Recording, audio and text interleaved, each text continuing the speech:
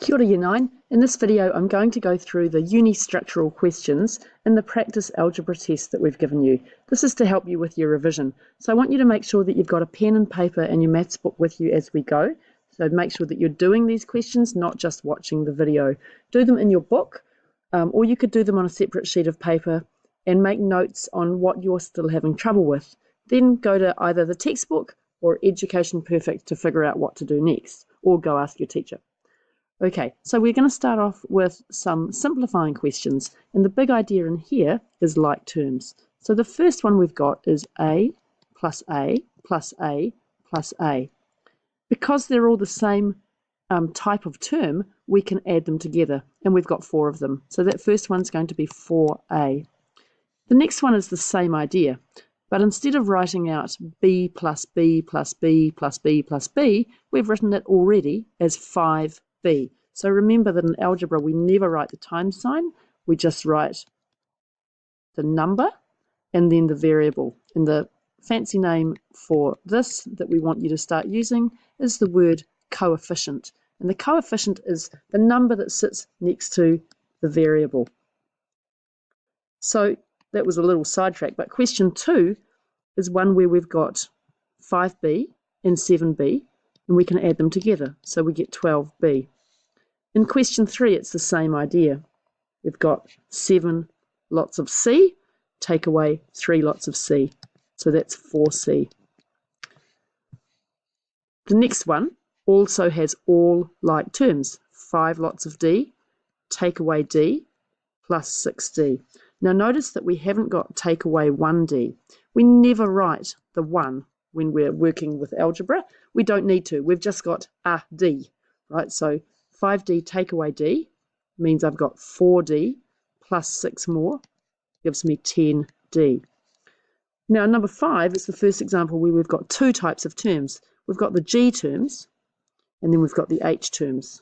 Let's see if I can do a different colour. There we go. Okay, so we've got 2 of the G's and 4 of the H's. So that simplifies to 2G plus 4H. On to the next 5. So these are working on, to start with, the same idea, and then we move on to multiplication. So in question 6, we're identifying our like terms. We've got 2M, 5M, they can go together, and then we've got 8N, take away 3N. So we can't put them all together, but we can put the like terms together. So 7M plus 5N. In the next question, the order's mixed up to make you look harder. We've got 6X, take away 4X. That's going to be 2X. And then we've got 5Y plus 3Y. And that gives me,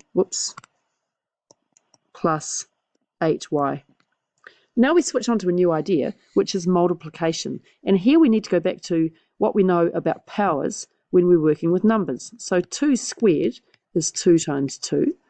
2 cubed is 2 times 2 times 2. And 2 to the power of 4 would be 2 times 2 times 2 times 2. So powers work exactly the same way in algebra. This first one is k times k times k times k. So that's going to be k to the power of 4. In the next one, we've got 5 times A times A times A. So we group those A's together as A cubed, and we've got times B times B. So it's 5A cubed B squared. And remember that I don't write the times sign. That's why to start with it can look a bit funny.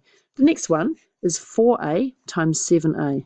So I could write that out slowly like this. 4 times A times 7 times A. And I know that the order in which I do stuff when I'm doing multiplication doesn't make any difference. So we could think about this one as 4 times 7 times A times A. Now we're not usually going to do that because we can pretty quickly get the idea that we multiply the numbers together. We get 28, and then we have the powers. So A times A, which is going to give me A squared. I'm going to do the next 5, and they're working with combinations of addition and subtraction. So question 11, I'll write it out over here. We've got A times A minus 2 times A. So we're starting now to think about BEDMAS. This is equal to A squared minus 2a. So stop and take a look at why I did it like that. Well, when we do BIDMAS, we do multiplication first. So I've got some multiplication in here, and I've got some multiplication in here. I don't work with these two things together because they're not things that we should be combining. So we don't want to do that. So we end up getting a squared minus 2a, and then we look and we say, are these like terms? Well, they're not. They've both got a in them, but this one is an a squared term, and this is an a term. To be like terms, the numbers have to be, the letters, have to be identical. Now, number 12 is a similar kind of idea. We have to carefully figure out where to start. So think about BIDMAS. I need to go find my multiplication. I've got some multiplying to do in here. So we just write that p down again. We don't touch the p, just leave it alone. P plus p q squared. And now I ask, are they like terms? Definitely not. This is a p term, and this is a pq squared term. So that's that question finished. Now question 13 is where we get to division. And the same kind of ideas are going to help us here as well. The numerator is p to the power of 5, and the denominator is p to the power of 3. So once you've been doing these for probably 10 minutes, you'll start to see a pattern. But this first one we can do by looking at it in this form here. So I'm going to take this away now. There we go, take that away. And let's see how we can think about this with numbers again. Suppose that I had 5 times 5 times 5 divided by 5.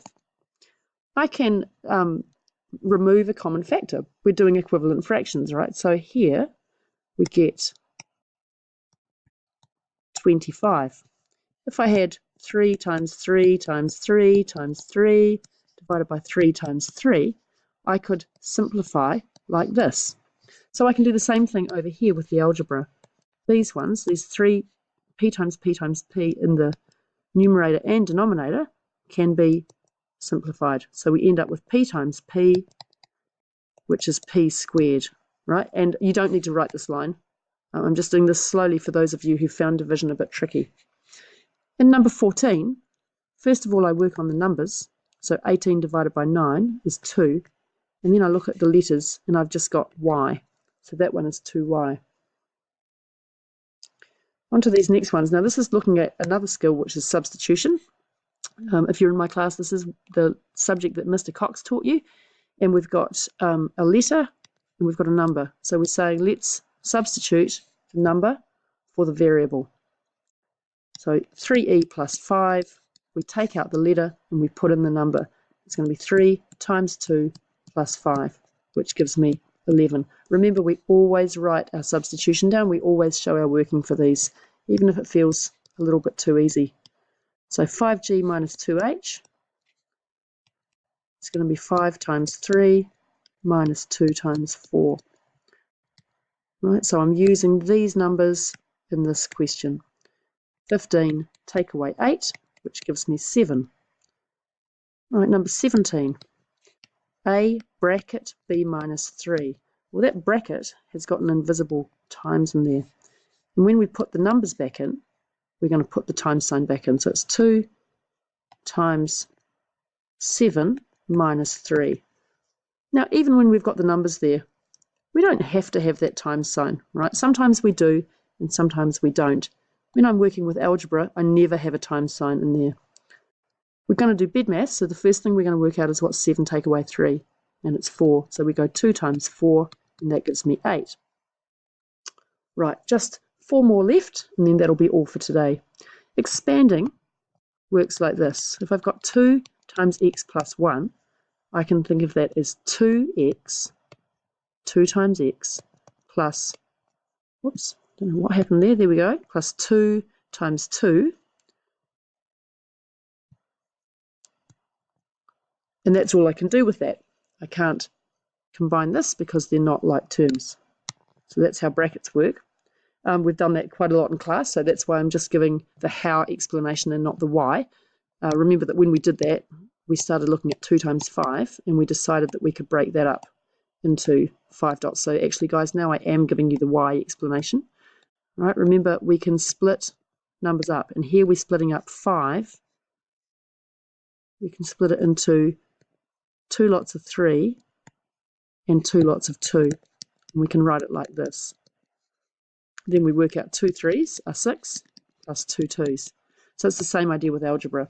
The next one is one with a negative number. Number 19 is negative 2 times 2x plus 5. So be careful to keep the negative with the thing. Negative times a positive is a negative. Negative 4x. Negative 2 times positive 5 gives me minus 10. The next two are simple examples of factorising. So when we factorise, we go back the other way. We look at 3x plus 6 and we identify the highest common factor of 3 and 6. And that's 3. Now, 3 watts will get me 3x, 3 times x, plus 3 watts will get me 6, 3 times 2.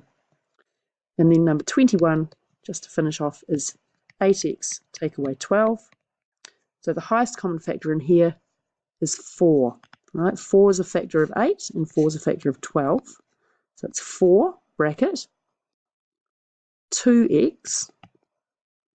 It's a very little 2. There we go. So 4 times 2x minus 4 watts will make 12, 3. So there you go. That's the unistructural section of the JAF algebra practice. Make sure that you follow up anything you're getting wrong in this section with some good work from either your worksheets or your textbook or Education Perfect or your family at home. Thanks for watching.